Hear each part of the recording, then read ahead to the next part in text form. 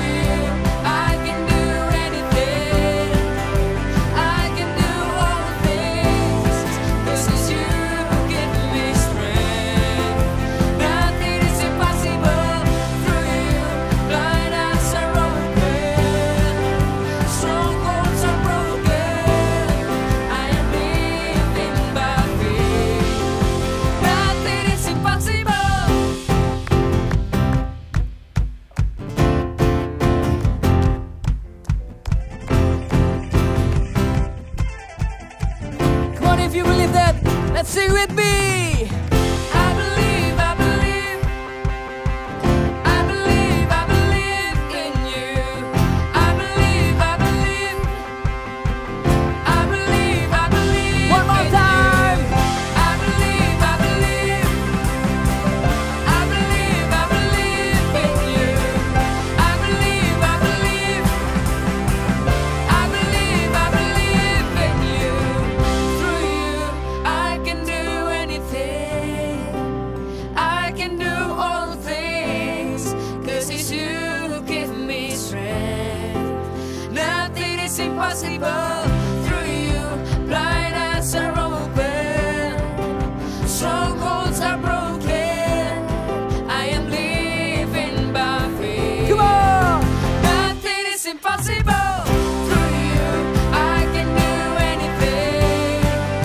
I can do all things. 'Cause it's you who give me strength. Nothing is impossible. Through you, blind eyes are open.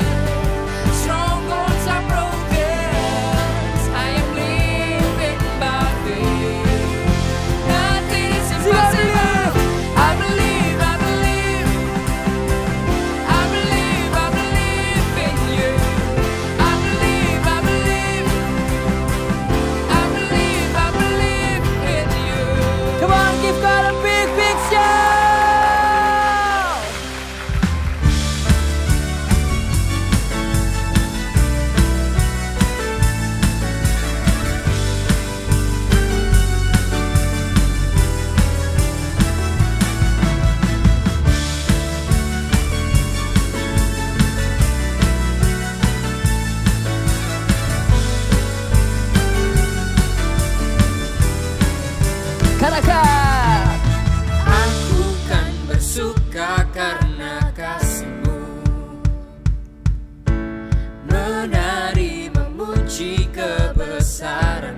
Angkat tanganmu tinggi-tinggi. Karena kau yang terhebat, kau layak ditinggikan. Jiwaku pun bersorak, sebab Engkau Allah yang setia dan benar. Tak pernah tinggalkanku, kau selalu bersamaku. Yesus, kau sumber kekuatan. Ku hidup untuk menyenangkanmu. Angkat tanganmu bersama-sama, katakan. Kau Allah yang setia. Amin. Selalu bersamaku. Yesus, Yesus Tuhan mulia. Hidupku milikmu. Semua bertepuk tangan dan kepala bersama-sama, katakan. Allah yang setia dan benar, tak pernah tinggalkanku, kau selalu bersamaku. Yesus, kau sumber kekuatan. Ku hidup untuk menyenangkanmu. Allah yang setia, Allah yang setia dan benar, tak pernah tinggalkanku, kau selalu bersamaku. Yesus, kau sumber kekuatan. Ku hidup untuk menyenangkanmu.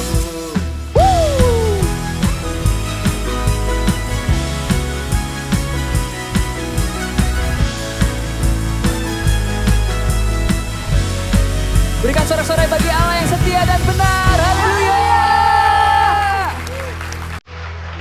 Hai teman-teman, tahu nggak sih bahwa hidup kita tuh seperti perumpamaan berikut ini. Gelas ini sebagai ibarat dari kehidupan kita. Gelas-gelas yang ini adalah orang-orang di sekitar kita. Ketika kita mengalami masalah, kekuatan kita berkurang. Misalnya, dibully sama teman. Kemudian, dimarahin sama orang tua.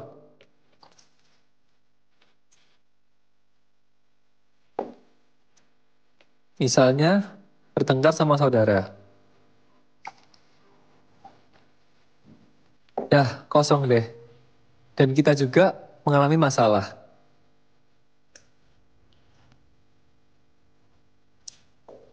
Sebagai anak Tuhan, kita nggak perlu takut. Karena kita punya Tuhan yang tidak terbatas. Tuhan bisa mengisi kehidupan kita kembali dengan sukacita, pengharapan, dan kasih. Terus, gimana dong dengan orang-orang sekitar kita? Nah, itu adalah tugas kita untuk membagikannya kepada mereka. Kasih,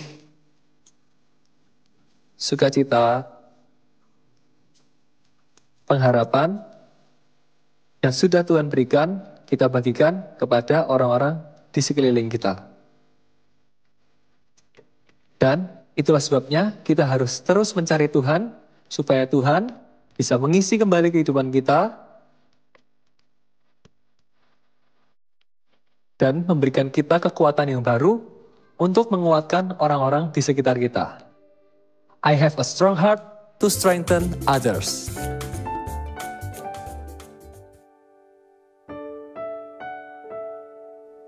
We love you, Jesus.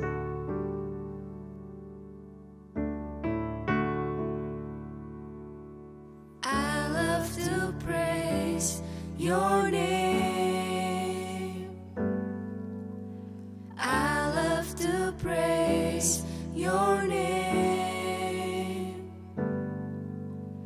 I love to praise your name, Jesus. I love to love you, Lord. I love to seek your face.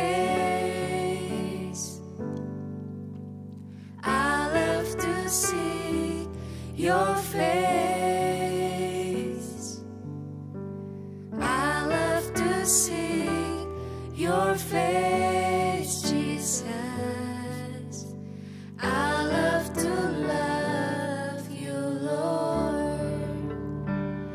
With all my heart I worship you. With all my soul I worship you. With all my mind I worship you, my Lord. I love to love you, Lord.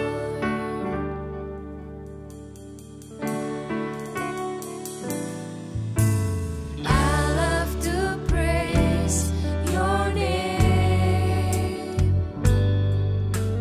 I love to praise your name.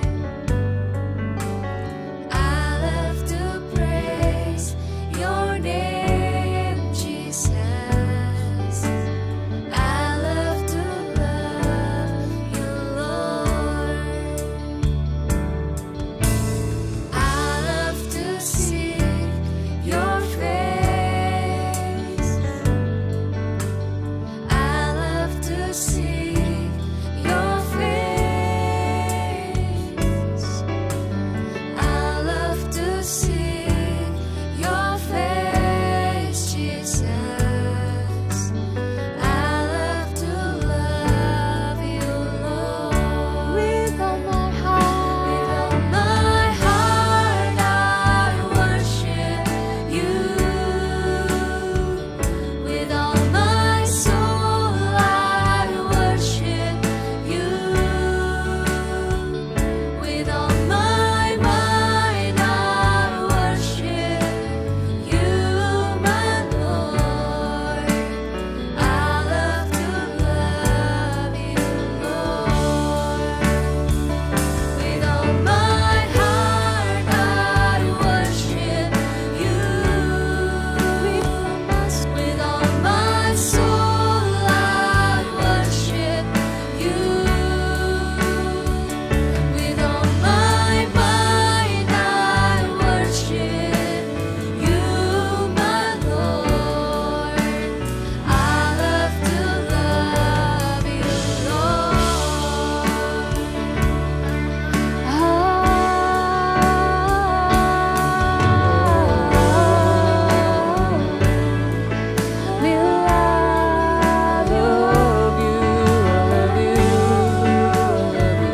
Nothing else could ever take your place.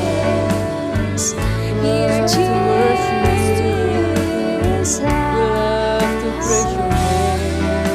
Lift up your voice and worship Him. Hallelujah. Hallelujah.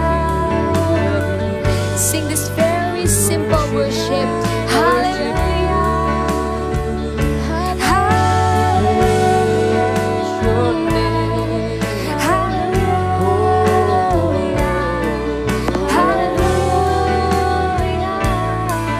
Hallelujah. With all my heart, I worship you. With all my soul, I worship you. With all my mind, I worship you, my Lord. I love to love you, Lord.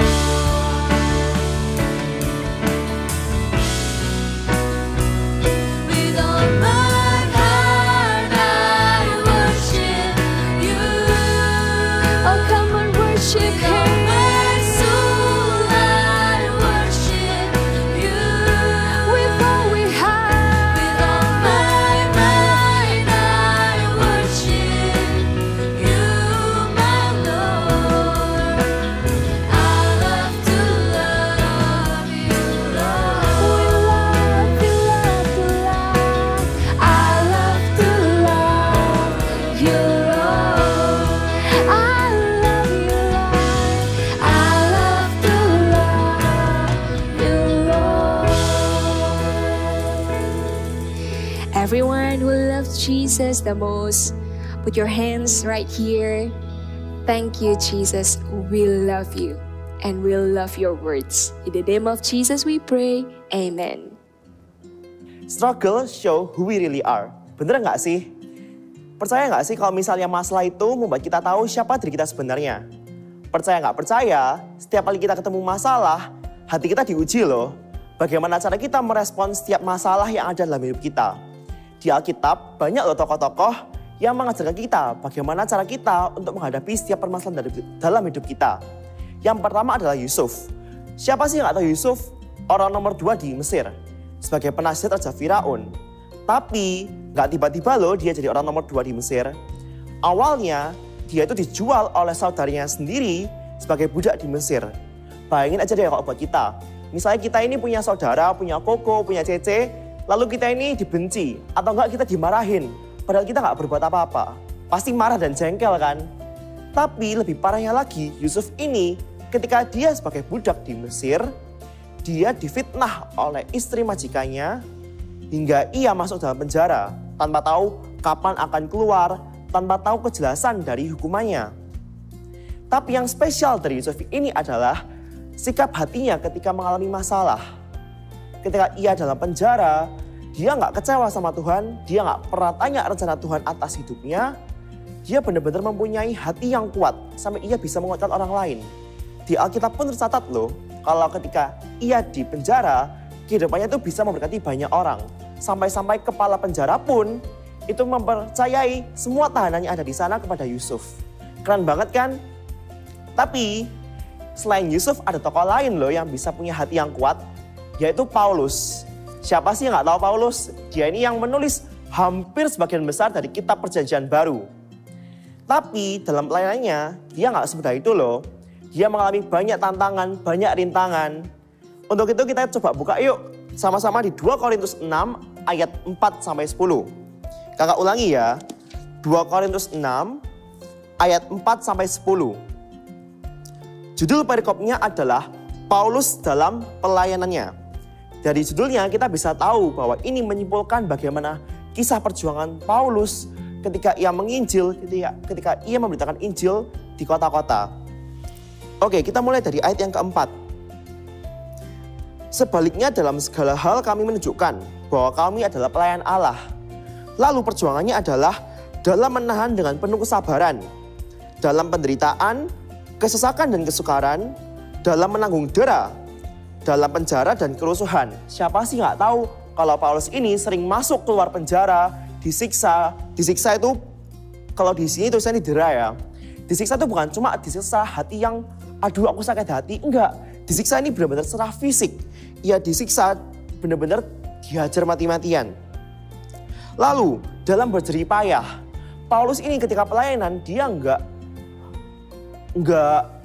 mendapatkan bantuan-bantuan, tapi dia berusaha payah, dia bekerja untuk memenuhi kebutuhan dalam pelayanan juga. Lalu dalam berjaga-jaga dan berpuasa, udah pastilah setiap penginjil pasti berpuasa ketika ia mau menginjil. Lalu dalam kemurnian hati, pengetahuan dan kesabaran, kemurahan hati, dalam Roh Kudus dan kasih yang tidak munafik. Paulus menunjukkan ke kita bahwa ketika ia pelayanan itu nggak cuma asal berani ngomong di depan umum, enggak. Tapi dia harus mempunyai kemurnian hati, mempunyai hati yang tulus untuk melayani dan juga dengan pengetahuan akan kebenaran firman Tuhan. Dengan menggunakan senjata-senjata keadilan untuk menyerang ataupun untuk membela. Ketika dihormati ataupun dihina, ketika diumpat atau ketika dipuji. Siapa sih nggak mau dipuji?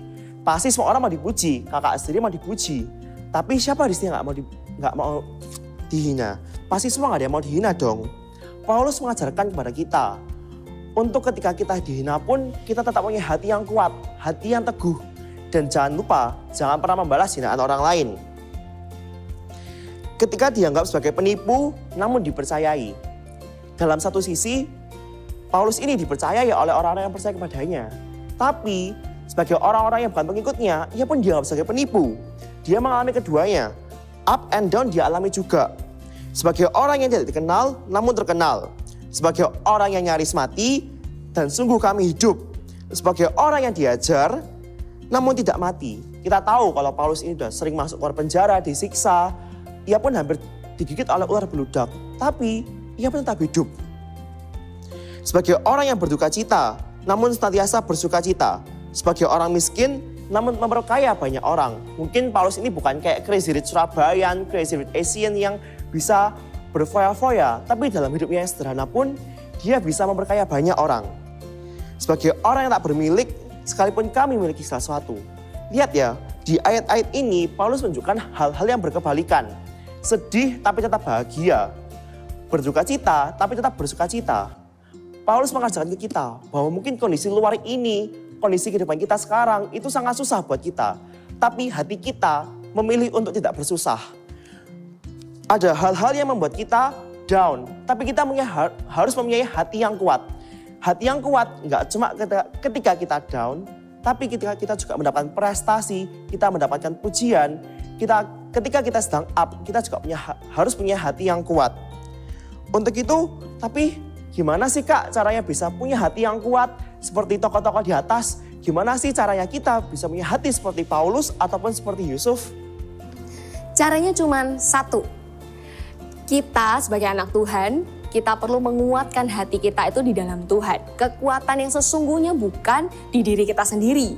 Bukan gara-gara kita angkat barbel kita jadi kuat. Tapi hati ini kuat ketika ada di dalam hadirat Tuhan. Itu loh yang membuat Paulus dan juga Yusuf, mereka sama-sama orang yang tidak jadi lemah, tidak jadi kecewa sama Tuhan. Tapi mereka orang yang stabil, mereka tahan banting. Mereka mau susah, mau seneng, mereka tahu kekuatan mereka tuh ada di dalam Tuhan. Nah, tapi Kak, mungkin struggle-nya beda nih. Kalau Yusuf mungkin di penjara, kalau Paulus mungkin disiksa. Kalau kita mungkin nggak sampai ngalami apa yang mereka alami, tapi kita ngalami yang namanya mungkin seringkali dibanding-bandingkan. Orang lain jago basket, kamu nggak jago apa-apa. Orang lain pinter, tapi kamu juga nggak bisa akademis. Atau mungkin kamu lihat dirimu sendiri ini nggak punya kelebihan. Semua hal di dirimu tuh kurang. Bahkan papa mamamu nggak pernah hargai kamu, nggak pernah puji tapi selalu nuntut. Kamu kurangnya ini, kamu nggak bisa belajar lebih ini tak, kamu ini itu. Selalu dituntut untuk jadi lebih hebat dari orang lain. Tapi ketika kamu udah lakukan yang terbaik, kamu ngerasa kamu nggak pernah dihargai. Atau mungkin masalahmu bukan fisik itu tadi, tapi masalahmu adalah menghadapi papa mama yang selalu berantem di rumahmu. Kayaknya satu hari nggak berantem itu nggak mungkin Kak. Di rumahku tuh papa mamaku selalu berantem. Masalahnya boleh beda-beda. Kamu, kakak, dan kita semua mungkin beda-beda masalahnya. Tapi cuma satu bedanya. Ketika kita anak Tuhan, menguatkan hati kita di dalam Tuhan, itu yang membuat kita tuh punya a strong heart. Hati yang kuat. Bahkan di dalam kesesakan, kata firman Tuhan. Makanya Mazmur 121 ayat 1-2 bilang begini.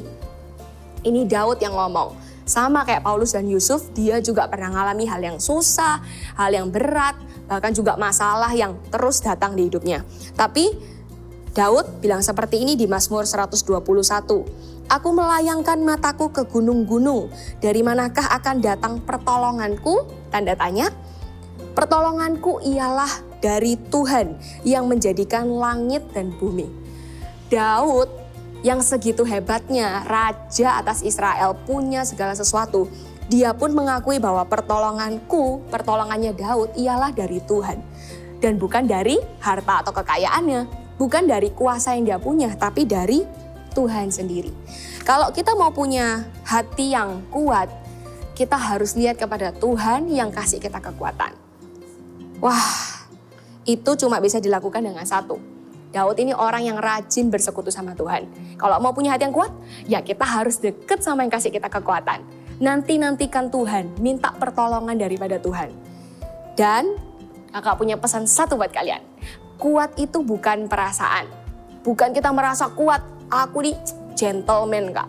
Kuat aku nih, gak gampang cengeng mungkin. Ada yang bilang gitu? Cowok-cowok mungkin. Atau cewek ngerasa tomboy, jadi aku tuh gak gampang nangis Kak. Aku nih kuat. Bukan itu, bukan tentang perasaan, tapi kuat itu adalah keputusan. Coba sama-sama bilang kakak, keputusan. Yes, kuat itu adalah keputusan kita untuk kuat, bahkan ketika kita nggak punya kekuatan. Makanya tanya sama Tuhan itu tadi, supaya kita jadi kuat. Minta pertolongan itu dari Tuhan. Nah, kalau udah kuat gimana Kak? Apakah buat diri kita sendiri? Enggak, of course enggak. Ketika kita udah kuat, pastikan kita adalah orang yang menguatkan orang lain. Satu caranya, kuat minta sama Tuhan. Tapi begitu kita dapat dari Tuhan kekuatannya, jangan cuma buat diri sendiri, tapi kasih kekuatan itu juga buat orang lain. Coba lihat sekitar. Kira-kira ya kalau kita lihat, ada om, tante yang butuh bantuan doa. Ada teman bahkan di kelasmu yang sama, yang dia juga butuh bantuan doa. Mungkin dia ngalami masalah yang lebih gede kayaknya daripada kamu. Keluargamu aman, harmonis. Keluarga dia enggak. Dia butuh kamu untuk dikuatkan. Mungkin dia nggak kenal Tuhan. Ini saatnya anak Tuhan itu beraksi. Kasih tahu ke dia. Bahkan kalau perlu doakan. Kamu adalah jawaban buat temanmu. Jadi kalau kamu mau jadi jawabannya itu, tanya. Kayak Yusuf tadi tanya, benar? Yusuf itu ada di dalam penjara yang sama seperti juru minum, seperti juru roti. Ngalami masalah yang sama, sama-sama di dalam penjara. Tapi Yusuf bukan jadi orang yang egois. Sama-sama masalah kok, ya urus masalahmu sendiri. Dia enggak kayak gitu. Ketika dia lihat, kok mukanya muram ya? Juru roti kenapa ya mukanya muram? Juru minum kenapa ya kok mukanya muram? Saat itu Yusuf menempatkan dirinya untuk bertanya. Bertanya. Ini adalah satu cara yang baik untuk kita bisa tiru. Tanya sama mereka. Kalau kamu lihat temanmu ini lagi ngalami masalah, tanya. Hai, ada yang bisa aku bantu? Ada yang bisa aku bantu doakan? Teks. Kalau mungkin dia nulis di story Instagram atau mungkin update status terus bilang wah galau. Tanya ke dia apa yang bisa aku bantu doakan. Atau mungkin kamu cukup mendengarkan dia punya masalah karena mungkin kamu yang gak tahu solusinya apa. Mungkin jadi pendengar yang baik itu adalah solusi buat dia. Jadi ketika kita sudah kuat di dalam Tuhan, hati kita aman di dalam Tuhan, ini saatnya kita menguatkan orang lain. So I have a strong heart so I can strengthen others. Kakak akan tutup dengan satu cerita ini. Waktu kakak SMA, kakak pernah punya satu temen yang super menjengkelkan. Dia nggak berani ngomongin kakak di depan. Dia nggak suka sama kakak. Ini cowok kaya raya, tinggi besar, kakak kecil. Jadi dibully secara nggak langsung. Tapi dia nggak berani ngomong di depan. Dia ngomongnya di belakang. Ngomongin kakak yang jelek-jelek. Semua yang kakak lakukan salah. Kita satu kelas. Matiin AC aja salah loh. Karena katanya nggak lihat apa yang lainnya kepanasan. Situ enak matiin AC gitu. Tapi dia nggak ngomong sama kakak. Dia ngomong sama cowok-cowok yang di belakang. Terus abis gitu, cowok-cowok itu kebetulan temannya kakak. Jadi mereka yang ngomong ke kakak, Dev, itu loh si dia ngomongin kamu bla bla bla yang jelek-jelek. Terus kakak merasa, hah salah ta? Kan karena saya kedinginan jadi saya minta tolong orang lain untuk matikan AC-nya. Tapi ternyata itu hal yang salah di mata dia. Karena udah terlanjur gak suka sama kakak. One day kita dapat sebuah PR, terus dia datang pagi, kakak kebetulan juga datang pagi, tapi dia belum selesai kerjain PR-nya. Dia ada di belakang ngomel-ngomel karena gak selesai PR dia. Terus dalam hati kecil kakak, sebenarnya kakak tuh juga ngalami masalah gara-gara lu nih. Jadi punya masalah, jadi ada orang yang benci saya. Tapi ketika itu kakak pikir, kalau saya bukan anak Tuhan, udah pasti kapok, gak bisa. Salah lu gak ngerjain PR. Tapi waktu itu kakak bilang, mungkin saat ini adalah jawaban buat dia, kakak bisa tolong. Akhirnya kakak noleh, terus tanya, apa yang mau dibantu? Ini aku udah selesai kerjain, mau dibantu apa? Terus dia dengan tidak enak hati dan awkward, dia langsung datang ke depan, terus kayak nyodorin PR-nya, kasih PR-nya, terus ini nggak bisa kerjain. Terus kakak bantu. Detik itu kakak ngerasa kakak menang atas diri kakak sendiri, dan kakak merasa kakak menjadi jawaban. Setelah itu kita berteman nggak? Enggak. Tapi musuhan juga? Enggak. Kakak mau buktikan bahwa di dalam masalah pun, sekalipun membuat masalah adalah dia, kakak tetap mau jadi jawaban untuk menguatkan dia, bantu, tolong apa yang dia butuhkan. So, ketika kita punya masalah, jangan meratapi, nangis sama bantal. Tuhan, masalahku besar, orang lain gak ada yang ngerti aku, bahkan engkau di mana kok Tuhan gak tolong aku? No, kita harus menjadi orang yang kuat, bukan sok kuat ya. tapi kuat di dalam Tuhan. Sehingga one day ketika kita lihat orang lain lemah, kita jadi penolong, kita jadi orang yang menguatkan orang lain. Kakak hari ini pengen berdoa buat setiap kita. Ketika kita minta Tuhan kasih saya hati yang kuat, setiap kita punya masalah betul. Tapi kakak rindu sekali mendoakan setiap kalian voltagers untuk ketika menghadapi masalah gak jadi orang yang lemah. Jadi let's pray. Kita mau minta kekuatan di jiwaku, ketenangan di dalam batinku. Hanya ada di dalam hadirat Tuhan. Bisa semuanya tutup mata. Kamu boleh ada di depan layar tapi pastikan kamu connect sama Tuhan. Pasti kamu juga punya masalah, betul? Gak ada tuh yang bilang anak kecil gak punya masalah, anak kecil tahu apa. No, anak kecil punya masalah loh. Tapi hari ini jadilah anak Tuhan yang datang sama Tuhan. Let us pray. Nyanyikan ini sama-sama dari hatimu. Kita mau bawa masalah kita kepada Tuhan, bukan ngomong kesana kemari, tapi mau bawa masalah kita sama Tuhan, supaya Tuhan yang ngasih kita kekuatan. Amin. Tutup mata sama-sama. Let's sing this song. Kekuatan di jiwaku, ketenangan di batinku, ketenangan batinku hanya ada dalam hadirat-Mu. Ada dalam hadirat-Mu, ku menyembah-Mu. Let's come into worship. Tersungkur ku di kaki-Mu. Feel the presence of God. Rasakan hadirat-Mu. Takkan ku lepaskan Engkau. Takkan ku melepaskan-Mu. Kau cahaya bagiku. Angkat kedua tanganmu, mengiringmu seumur hidupku. Masuk dalam rencana-Mu Bapa. Amin. Pikiranku, kehendakku, serahkan sama Tuhan. Ku serahkan padamu. Harapanku hanya di dalam-Mu. Ku kan teguh bersama-Mu Tuhan. Jadikanku bejana-Mu untuk memuliakan-Mu. Mari sama-sama sembah Dia. Allah yang kasih kamu kekuatan, bukan saya, bukan dirimu sendiri, tapi Tuhan sanggup kasih kekuatan buat kamu. Mari berbahasa lidah, setiap anak-anak yang bisa bahasa roh, keluarkan suaramu, kasih yang terbaik. Syaka namaya namaya ralaya para namaya naya ralaya paya ralaya ralaya naya raba. Shikia manaya namaya naya namaya ralaya paya ralaya naya ramaya naya raba. Syaka paya ralaya namaya ramase. Angkat kedua tanganmu, hai setiap anak-anak. Kalau kamu merasa, aduh hidupku udah terlalu berantakan Kak, gak ada orang ngerti aku. Masalahku nih gak ada orang yang ngerti. Angkat kedua tanganmu. Ada anak-anak yang terlalu pendiam sampai bahkan orang tuanya pun gak tahu kalau anak ini depresi.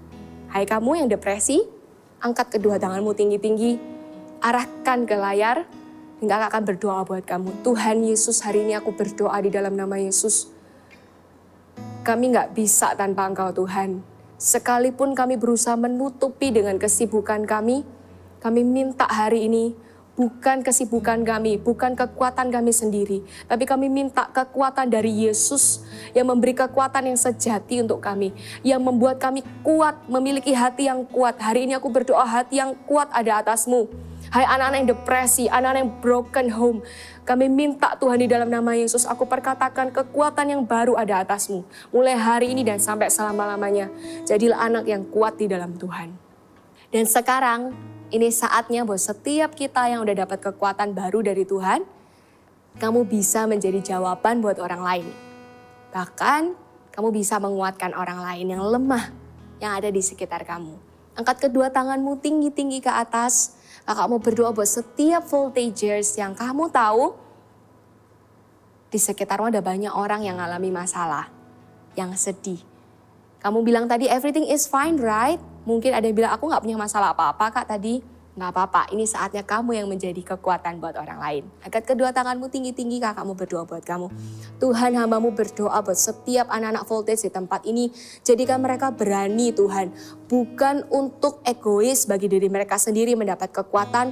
Tapi jadikan mereka berani untuk menolong orang lain. Berdoa, tanya sama orang lain. Apa yang mereka bisa bantu, doakan. Bahkan jadikan mereka berani untuk mendoakan orang yang lebih dewasa daripada mereka. Terima kasih buat kekuatan-Mu Tuhan. Sekarang saatnya kami mau menjadi penguat bagi orang-orang di sekitar kami. Menolong mereka. Kami terima kekuatan-Mu, kami terima keberanian untuk melakukan firman-Mu. Hanya di dalam nama Yesus. Haleluya. Amin. Wah, seru banget ya Kak online service minggu ini. Bener banget, udah gak sabar nih buat ikutan ibadah-ibadah di minggu selanjutnya. Iya, bener banget. Karena aku yakin nih Kak, tiap minggunya pasti ada pelajaran berharga yang bisa kita ambil Kak. Contohnya nih kayak minggu ini, kalau kita udah punya a strong heart, artinya kita udah officially anti galau-galau club. Yay! So see you next week and God bless you.